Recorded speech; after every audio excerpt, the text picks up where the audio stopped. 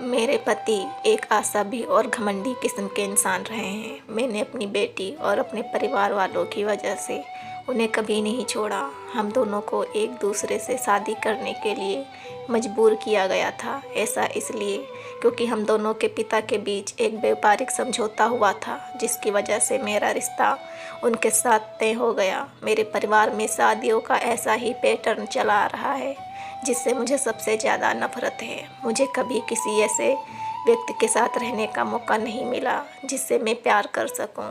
मुझे अपने पति से भी कभी प्यार नहीं मिला। उन्होंने कभी नहीं बताया कि वह मुझसे प्यार क्यों नहीं करते। शायद इसीलिए मैं किसी और की ओर आकर्षित हो गई। मेरी बेटी का ट्यूशन टीचर बहुत ही प्यारा लड़का था, यही कोई 18-19 साल का। मैंने अक्सर उसे मुझसे नज़रें मिलाते हुए देखा था। एक दिन मेरी बेटी की तबीयत खराब थी।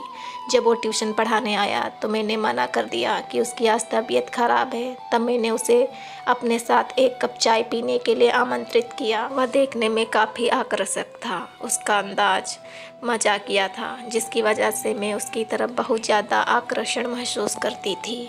इस घटना के बाद मुझे समझ आया कि मेरे साथ की महिलाओं के लिए शादी के बाद अफेयर रखना कोई बड़ी बात नहीं थी, क्योंकि हमारे पुरुष अपने काम में कुछ ज़्यादा ही बिजी रहते हैं। मेरे पति भी इससे अलग नहीं थे।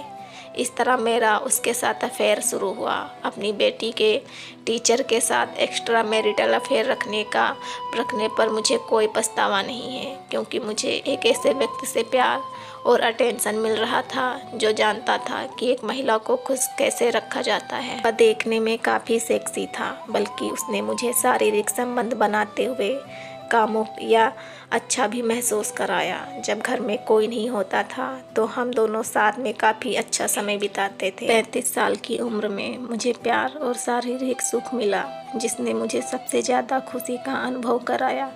लेकिन जैसा कि हर सामान्य अफेयर की कहानी में होता है, एक दिन मेरे पति ने मुझे पकड़ लिया। ऐसा तब हुआ जब मैं और मेरा प्रेमी एक दूसरे को अपनी कल्पनाओं से भरी हुई कुछ सेक्सुअल तस्वीरें भेज रहे थे। इस दौरान मैंने अपने पति और बेटी की घर आने की आवाज़ सुनी। मैं जल्दी में थी, जिसकी वजह से अपना फ़ोन अपने बिस्तर पर रखकर नीचे चली गई। मुझे पता था वो चाय पीकर ऊपर रूम में जाते हैं। जब मैं चाय बना रही थी तो मेरे पति पता नहीं क्यों आज बेडरूम में चले गए। मैं एकदम से डर गई और उनका पीछा करते हुए कमरे की तरफ बढ़ी। मैंने देखा उसके हाथ में मेरा फ़ोन था। यह सब कुछ देखकर मैं चौंक गई। मुझे लगा कि मैं इतनी बड़ी गलती कैसे कर सकती हूँ। वह मेरे टेक्स्ट मैसेज पढ़ रहा था। मुझे इतना डर लग रहा था कि वह मेरे साथ या मेरे प्रेमी के साथ कुछ ना कुछ ज़रूर करेगा, लेकिन इसका उलट हुआ। उसने मुझे शांति से पूछा, इस बारे में कौन जानता है? मैंने कहा, कोई नहीं। उसने फ़ोन को ज़मीन पर फेंक दिया और उसके टुकड़े टुकड़े कर दिए। मैं नहीं चाहता कि हमारी बेटी इन सब चीज़ों से प्रभावित हो। किसी और को भी इस बारे में पता नहीं चलना चाहिए। मुझे परवाह नहीं कि तुम किसके साथ क्या कर रही हो, लेकिन एक परिवार के रूप में हमारी प्रतिष्ठा दांव पर नहीं लगनी चाहिए, वरना इसका अंजाम बहुत बुरा होगा। अपने पति की इन बातों को सुनकर मैं पूरी तरह से चुप रही, लेकिन इस दौरान मुझे इस बात का एहसास हुआ कि उसे मुझसे बिल्कुल भी प्यार नहीं है। हमारी शादी पूरी तरह फर्जी थी, सिर्फ दिखावा थी। शायद उसकी भी ज़िंदगी में कोई और थी। अगर मेरे पति ने कभी मुझसे प्यार किया होता तो वह मुझसे कभी ऐसा नहीं कहता। वह मुझे डराता धमकाता, लेकिन ऐसा नहीं हुआ। अब मैं भी काफ़ी खुश थी कि उसे मेरे अफेयर से कोई दिक्कत नहीं थी, बशर्ते मैं इसे बस छुपा कर रखूं। मुझे पता था कि मैं यह सब बहुत आराम से कर सकती हूँ।